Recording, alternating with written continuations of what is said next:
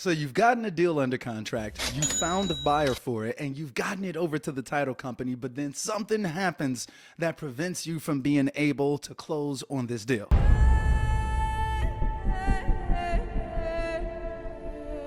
What do you do about these situations? What are the most common reasons why deals collapse, and how do you avoid them? That's what we're going to be talking about in today's video. Hope that y'all pumped for this content. Go ahead, hit that like button for me now. Let's go ahead. Let's get right on into it. Hey, coming down like precipitation. I ain't never met a... Now, there's a litany of things that can prevent us from actually being able to close on some of these properties. But as wholesalers, we're buying problems. So we have to be able to kind of roll with the punches out here. So the first thing that I want you all to be aware of are liens on the property. Very, very often, that's why a lot of deals don't actually make it through the title company, because they have ridiculous liens on them. So what I recommend is that you all check your county records to check what the liens are in advance yourself. Shout out to Miss Carter out in Chicago. She always talks about actually going out there, checking a tax assessor, checking for violations, seeing if the property is on the demolition list, and so many other things where you're doing some due diligence to make sure that this property is legit, kind of like a soft title check before you actually even take it to the title company or even make offers on the property. Next, I recommend that you have a great title company ready to go on these deals that you're doing out here, because the title company could literally make your entire deal collapse. What? But you can't do this to me. You want to get some insight from other wholesalers, other investors in your area. What title companies do you guys use? You want to go with the ones that are quick. They're communicating with you. You're able to find out what's going on in a timely manner. This is very, very important. Some title companies, they may not understand what assignment agreements are or what double closings are. So you want to make sure that you have a solid title company to be working with. Next, and this is a really big thing that a lot of wholesalers do, and that's not disclosing to the seller that you're gonna be assigning this agreement. Now, there's a lot of different ways that you can actually go about disclosing that to a seller, but basically, so you want to let the seller know that you're actually selling this property over to someone else. You may want to use the words like, hey, I just want you to know that I don't use my own money to close on these properties. I just want to make sure that you're okay with that before we move forward.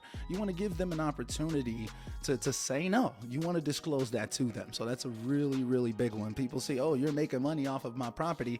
They may not want to sell. Now, this next one is something that I see a ton of wholesalers do, and that's not having good pics and video of the property. There's a lot of reasons why you want to have that, but mainly think about the buyer. You want them to be able to make an educated decision about what they're purchasing. If they go in there and they do that last inspection and you only had a Google Maps picture of the property, very often they may not be interested anymore. It may be, X, Y, and Z going on inside of the house, where if you would have gotten pictures, they would have been able to know that off the rip and made you an offer that would have made sense, or maybe they would have passed in the first place. So it's very, very important, in my opinion, to have great pics and videos. Typically, the more pictures and videos that you have, the quicker the property sells and the more money it sells for. Trust me. If y'all finding this content helpful so far, make sure that y'all hit that like button for me, man. It really, really helps the channel out a lot. Push the button. Push the goddamn button. Push the goddamn button. You heard what she said. Now, y'all have heard me talk about this for years on my YouTube channel, and that's having buyers in advance for the types of properties that you're going out there and looking for. And the reason being is because very often you can get a property under contract and maybe you just don't have any buyers for it. Like, you're not really sure where to get them from and da-da-da-da. Stop it. Get some help. And you ultimately end up letting your contract expire. So this is even more so on the front end of the deal collapsing. Before you even get the deal locked up with a buyer, very often people they don't even have buyers, or they're not marketing the property hard enough so enough buyers can actually have a chance at checking it out. Also, guys, you gotta know that your numbers make sense on the deal. This is another one of those front end type of things. If the numbers don't make sense, you can't really expect to be getting a ton of buyers coming in very interested in the property. You can't have, like, the price that you're trying to sell it for is like $200K, the ARV is $250, it's a fixer-upper. Like, it just doesn't make sense for the vast majority of investors. So you gotta know that the numbers make sense. Otherwise, your contract is gonna expire. So you're not even gonna get the opportunity to get to the title company. Speaking of title companies, as a wholesaler, like one of our most important jobs is coordinating with the title company, sellers, buyers. We have to make sure that everyone is on point. We have to coordinate the deal like a quarterback, basically. A lot of times the title company may be reaching out to you for certain bits of information. You may have to reach out to the seller for this, make sure that the buyer reaches back out for that.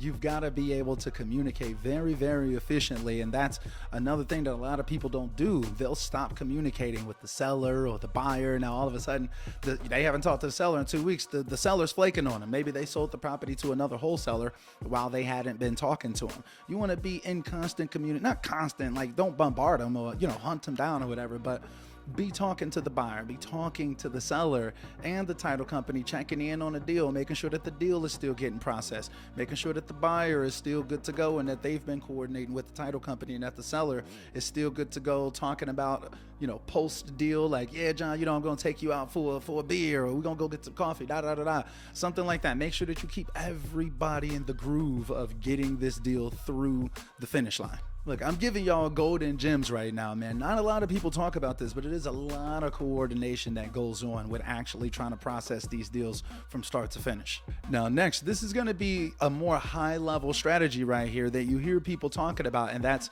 putting a memorandum on the property. Basically, what a memorandum does is saying, hey, I'm going to be purchasing this property. It's basically showing your intent to purchase this property with these details about it or whatever, basically, and you go record that at the courthouse. Now, if anyone is actually trying to purchase the property, it basically prevents anybody else from being able to purchase the property. It prevents basically the seller from trying to go behind your back and sell the property to someone else. Got him! Got him! This is a very, very important tool that wholesalers use, especially when you're doing a lot of deals. And it's going to be deals that slip through the cracks if you don't put memorandums on them. And last but definitely not least, if all else fails, make sure that you have the ability to double close on these deals. And let's say it's a great deal and it's a great deal. If you had the ability, and let's say your time is running out, if you had the ability to double close, then you can take the property down yourself, potentially put it on the MLS, potentially have another buyer lined up immediately to be able to take that property down. So whether it's quote unquote double closing, or it's you actually purchasing it and then ultimately end up just selling it to someone else on the market, or just selling it to another real estate investor, however it goes, if you have the ability to either purchase the property yourself or double close, you're going to give yourself a lot more options out here. I'm telling you, these deals collapse all the time, guys. So I hope that this video has been very, very helpful for you all, really showing y'all the realness or whatever, and giving y'all kind of like a strategy guide to get out here and be able to weather these storms, to be able to traverse these deals, because there is a lot of things to look out for. So I hope that this video helps. I'm curious, guys, did I miss anything? What other things do you need to look out for when your deals are either in the contract phase or they're at the title company already, basically? What things do you need to look out for? Did I miss anything? If so, drop a comment down below. Maybe I missed something, all right? And if you're anything like me, You smart. you're all about automation. You want your business to flow as smoothly as possible. And a lot of that goes along with hiring staff. Now, if you've got staff members or you're thinking about hiring staff members, you definitely want to check out this video right here. It's going to show you how to hire them, train them, and how to monitor them going forward. And until next time, guys.